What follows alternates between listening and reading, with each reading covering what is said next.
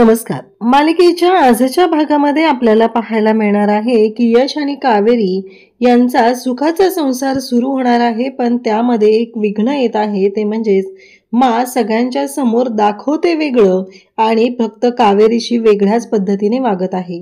म्हणजे सगळ्यांच्या समोर तिला असं दाखवायचंय की कावेरीचा तिने सून म्हणून स्वीकार केलेला आहे, परंतु प्रत्यक्षात असं काहीही घडलेलं नाही. कावेरीला त्रास देण्यासाठी हे सगळं केलंय, कारण तिचा यश तिच्यापासून दूर गेलेला आहे आणि यशलाही आपल्या मुठीत ठेवायचं आणि कावेरीलाही जन्माची अद्दल घडवायची असं माने ठरवलेलं आहे. आता यश आणि कावेरी या दोघांचे लग्नानंतरचे जे विधी आहेत ते सगळे पूर्ण केले जात असतात, कारण आता गृहप्रवेश तर रितसर झालेला असतो. त्यामुळे लग्नानंतरचे जे खेळ आहेत तेही करणं सुरू झालेलं असतं आणि त्यामध्ये कावेरी कशा पद्धतीने जिंकते आणि हे आपल्याला पाहायला मिळणार आहे. त्याचबरोबर आता माचा दुसरा एक डाव असतो, तो म्हणजे यश आणि कावेरी या दोघांनाही एकमेकांपासून वेगळं ठेवायचा आणि त्यासाठी माचे सगळे प्रयत्न चालू झालेले असतात. मा इकडे म्हणत असते की कावेरीवरती आरोप केले जात आहेत, परंतु मी तर कावेरीचा स्वीकार केलेला आहे सून म्हणून. तिनं काहीही केलेलं असलं, तिची चूक झालेली असली तरीही.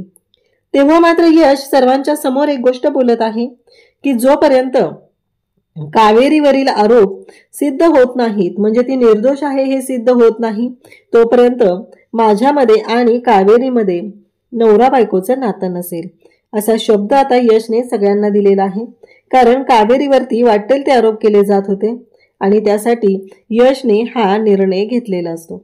यशने कावेरीची बाजू घेतलेली आहे, पण जेव्हा मा यशला मिठीत घेते तेव्हा कावेरीच्या लक्षात येतं की हे सगळं जे काही केलं जाते ते जाणून बुजून केलं जाते, या सगळ्याला जबाबदार मा आहे, ही गोष्ट कावेरीच्या लक्षात आलेली आहे.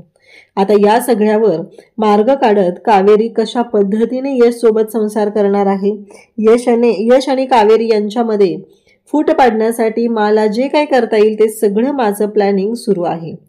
आता हे सगळं कसं होणार ते आपण पाहणार आहोत.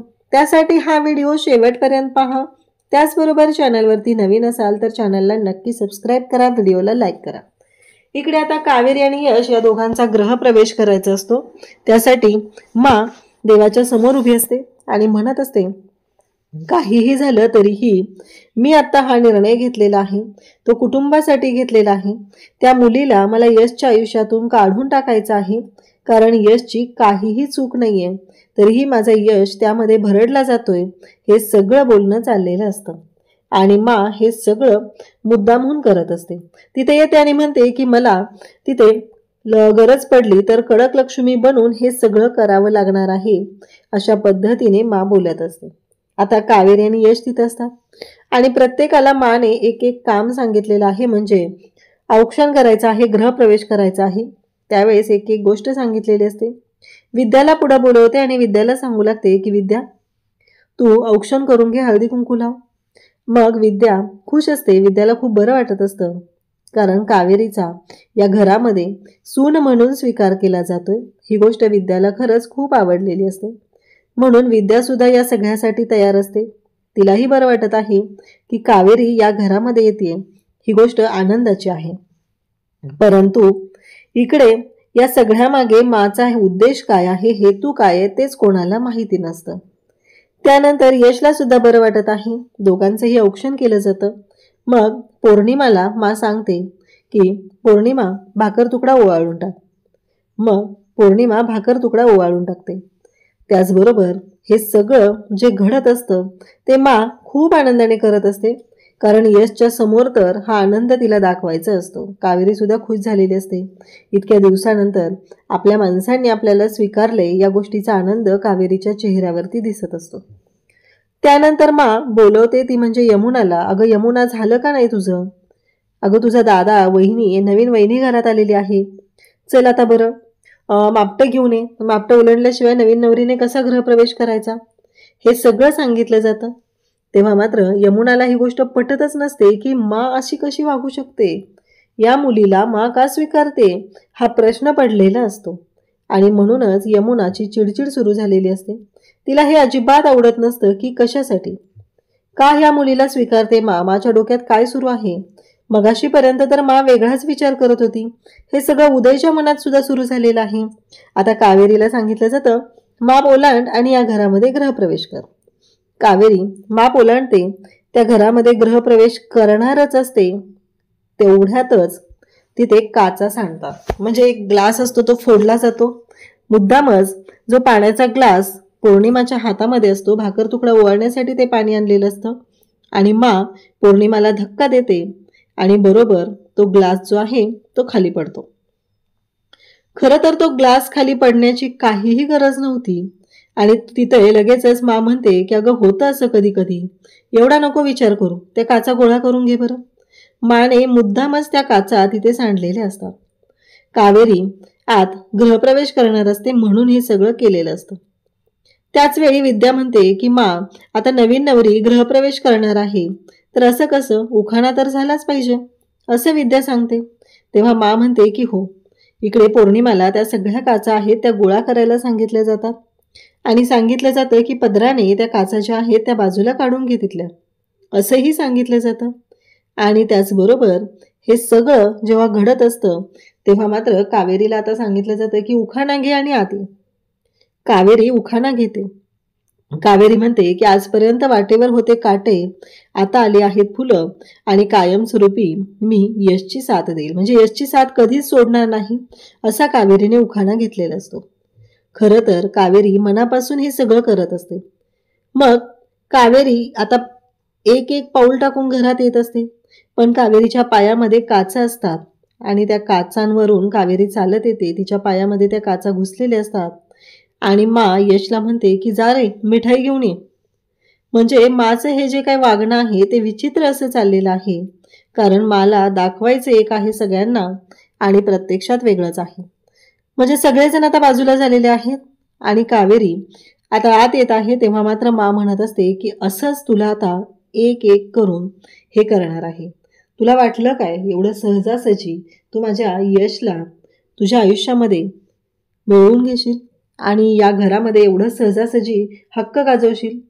एवढी मोठी चूक तुझ्याकडून झालेली आहे. तू माझ्या नवऱ्याला मारून टाकण्याचा प्रयत्न केलेला आहे. तू माझ्या नवऱ्याच्या जीवावर उठलेली आहेस आणि तुला एवढं सहजासहजी माफ करेन? आता असेच काटे तुझ्या आयुष्यात असणार आहेत आणि अशाच काट्यांवरून तुला चालावं लागणार आहे असं कावेरीला बोलत असते. बिचाऱ्या कावेरीला खूप वाईट वाटत असतं. कावेरीचे पाय रक्ताने भरलेले असतात आणि कावेरी एक एक पाऊल टाकत पुढे येत असते.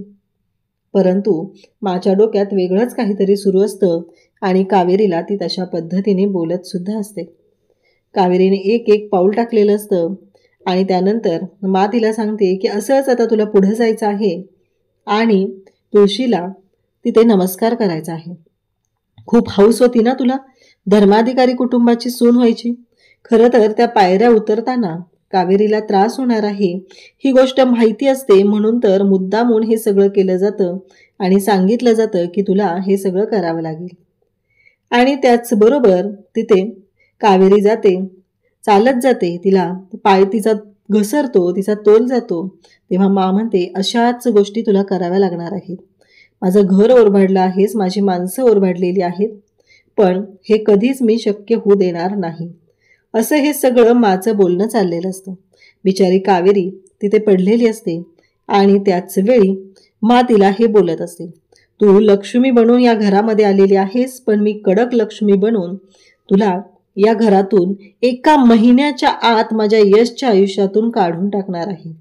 काहीही झालं तरीही तुला मी या घरात राहू देणार नाही.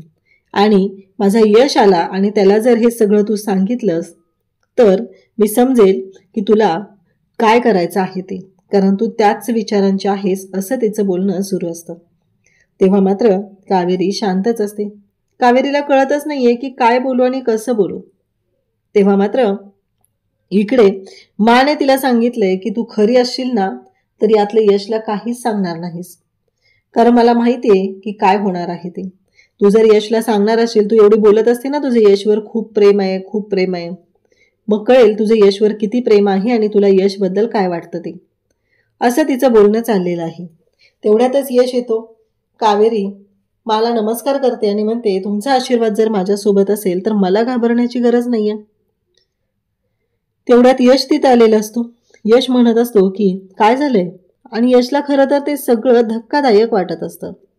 या सगळ्या गोष्टी वेगळ्या वाटत असतात आणि म्हणूनच यश पाहत असतो तेव्हा मात्र बोलणं सुरू झालेलं असतं आणि कावेरीला इकडे मा म्हणत असते की अगं बघितलंस का यश, ही ऐकायलाच तयार नाही, असंच काहीतरी करत असते, असं हे बोलणं चाललेलं असतं. आणि तेव्हा मात्र या सगळ्या गोष्टी अशा पद्धतीने सुरू झालेल्या असतात. तर कावेरी म्हणते नाही काय, काही नाही. आणि मा कावेरीशी खूप गोड वागत असते, खूप गोड बोलत असते. आणि त्याचबरोबर हे सगळं जेव्हा घडत आहे तेव्हा मात्र माने आता पुढचा विधी करायचं ठरवलेलं आहे. मा म्हणते की चला आता रेतसर लग्न तर झालेलं आहे, आता आपल्याला लग्नानंतरचे खेळ खेळायचे आहेत. असं म्हणत सगळे एकत्र जमलेले असतात. कावेरी आणि यशचं लग्न तर झालेलं असतं, परंतु या सगळ्या गोष्टी अशा पद्धतीने चालू असतात. म्हणजेच आता अंगठी शोधण्याचा खेळ सुरू होणार असतो. सगळे छान तयार झालेले आहेत, नटलेले आहेत आणि आता कावेरी आणि यश यांचे हे विधी सुरू होणार असतात. कावेरीला माहीत असतं की याच्यामध्ये आता आणखी काहीतरी संकट येणार आहे.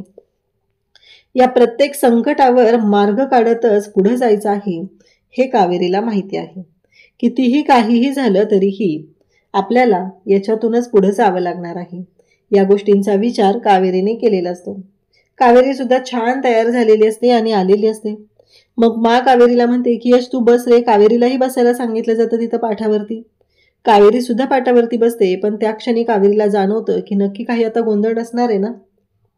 कारण कावेरीला आता असं वाटायला लागलंय की काहीतरी विघ्न येणार आहे आणि आपल्याला कोणत्या तरी गोष्टी फेस कराव्या लागतील हे कावेरीच्या डोक्यात सुरू असतं.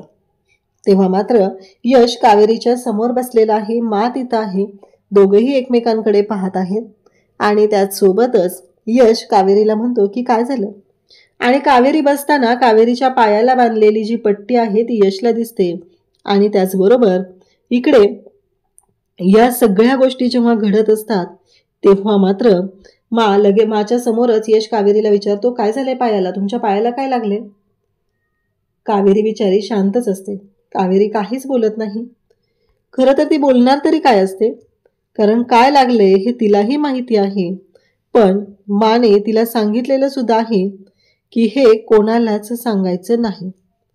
कावेरी चेहऱ्यावरती आनंद ठेवते आणि आनंदी चेहरा ठेवून तशीच तिथं थांबलेली असते. तेव्हा मात्र मा कावेरीला म्हणते की काय ग, काय झालंय. तेव्हा कावेरी सांगू लागते की हो असंच ते मगाशी तिथे गोडाऊनच्या तिकडे लागलेलं आहे. ते म्हणजे जेव्हा यशला ती सोडवायला गेलेली होती तेव्हा तिच्या पायाला लागलंय असं सांगितलं जातं. तेव्हा मात्र इकडे सगळेजण असतात. मग यशला लगेचच मा बोलायला सुरुवात करते, म्हणजे एवढं सगळं काय झालेलं आहे आणि एवढं लक्ष, अरे असं थोडंफार लागत वगैरे असतं, एवढा विचार करायची काही गरज नाहीये, असं हे बोलणं चाललेलं असतं.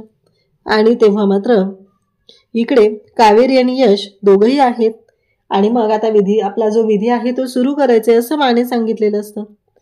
आणि त्या क्षणी माने हा निर्णय घेतलेला असतो. यमुनाला ती म्हणते की अगं त्या गुलाबाच्या पाकळ्या, ते कुंकू, ती अंगठी त्या पाण्यामध्ये टाक, कारण ते सगळं शोधावं लागणार आहे आणि तेव्हाच सगळ्या गोष्टी व्यवस्थित होणार आहेत असं सांगितलं जात असतं. तेव्हा मात्र यमुनाला ही गोष्ट अजिबात आवडलेली नसते. यमुना म्हणत असते की कसं शक्य आहे हे सगळं, का करायचं, म्हणजे माचं हे वागणं असं का चाललंय, हा प्रश्न यमुनाला पडलेला असतो. यमुनाच्या डोक्यात एवढंच सुरू आहे की का करायचंय आपण हे आणि कशासाठी करायचंय, एवढाच प्रश्न तिला पडलेला आहे. आणि त्यासाठी तिने वैतागलेली असते. तिला हे माचं वागणं अजिबात पटत नसतं, परंतु काहीच ऑप्शन नसतो. माने सांगितले तर करावं लागणार आहे, म्हणून यमुना आता ते करायला लागते. मा म्हणते की आता ते कुंकू टाकलंय ना, ते पाण्यात अगदी मिक्स होऊ दे, ते सगळं मिक्स करून टाक, जसं कावेरी या घरात मिक्स झाले. आणि आता तिला सांग की तिचं या घरामध्ये स्वागत आहे. आणि मग ती लगेचच म्हणते की हो. आणि मग यमुना सांगते की खरंच स्वागत आहे तुझं. मला लगेच बोलते की कसं आहे माहितीये का, तुझ्याच घरात आम्ही काय स्वागत करणार ना ग तुझं, कारण घर तर तुझंच आहे ना, मग आम्ही काय स्वागत करणार आहोत. म्हणजे माचे प्रत्येक वेळेस टोमणे मारणं सुरू असतं. एकही शब्द मा नीट बोलत नाही आणि कावेरीला प्रत्येक वेळेस वेगवेगळ्या पद्धतीने टोमणे मारायचं मात्र काम करत असते. कावेरीला तर कळतच नाहीये की हे सगळं काय आहे. म्हणजे यशच्या बाजूला असताना वेगळं बोलणार, यशच्या आडून वेगळं बोलणार, हे सगळं कावेरीच्या लक्षात आलेलं असतं. कावेरी म्हणत असते की नाही, नक्कीच काहीतरी वेगळं आहे, हे कावेरीला जाणवलंय. मग आता यश आणि कावेरी दोघंही अंगठी शोधत असतात. तेव्हा मात्र इकडे हे सगळं चालू आहे आणि यश मग कावेरीचा हात पकडतो, तिला डोळा मारतो सगळ्यांच्या समोर. तेव्हा कावेरी म्हणते की यश, चिटिंग नका करू. तेव्हा लगेचच मा म्हणते की अगं, प्रेमात एवढं माप असतं, तू नाही का एवढं सगळं केलंस? म्हणजे लग्नाच्या वेळेस अमृताला किडनॅप केलं, हे सगळं प्रेमासाठीच केलंस ना? हे सगळं टोमणं मारणं सुरू असतं. जरा सुद्धा मला तिथं दयामया नसते. कावेरीला फक्त टोमणे मारून बोलायचंय एवढंच तिला माहिती असतं. कावेरी माकडे पाहत असते. कावेरीला माच्या प्रत्येक बोलण्यामागचं हेतू काय आहे हे कावेरीला चांगलंच समजलेलं असतं. परंतु कावेरी शांत राहते आणि तो विधी जो आहे तो पूर्ण करते. उद्याच्या भागात आपल्याला पाहायला मिळतं की पौर्णिमा त्याचबरोबर यमुना कावेरीवरती आरोप करत आहेत की तू खोटारडी आहेस आणि माने तुला माफ केलं म्हणून काय झालं, पण तुझ्यावरचे आरोप जे आहेत ते अजूनही तसेच आहेत, हे त्यांचं बोलणं असतं. तेव्हा मात्र यश म्हणतो की एक गोष्ट लक्षात ठेवायची, माने कावेरीचा स्वीकार केलेला आहे, परंतु तुमच्या लक्षात येत नसेल तर तुम्हाला एक गोष्ट मी सांगू शकतोय की माने तिचा स्वीकार केलेला आहे आणि जोपर्यंत कावेरीवरचे आरोप सिद्ध होत नाहीत तोपर्यंत मी कावेरीचा आणि माझ्यामध्ये आणि कावेरीमध्ये बायको म्हणून कोणताही संबंध नसेल, असं सगळं बोलणं चाललेलं असतं. आणि मग मा कावेरी यशला मिठीत घेते, म्हणजे माचा हा दुसरा हेतू सिद्ध झालेला असतो. नक्की काय करायचं आहे हे माने ठरवलेलं असतं आणि यश आणि कावेरीला तिने वेगळं केलेलं असतं. त्यांच्या नात्याची नवी सुरुवात होणार असते आणि त्या नात्यामध्ये फूट पाडायचं काम केलेलं असतं. अशाच अपडेटसाठी चॅनलशी कनेक्ट राहा. थँक्यू.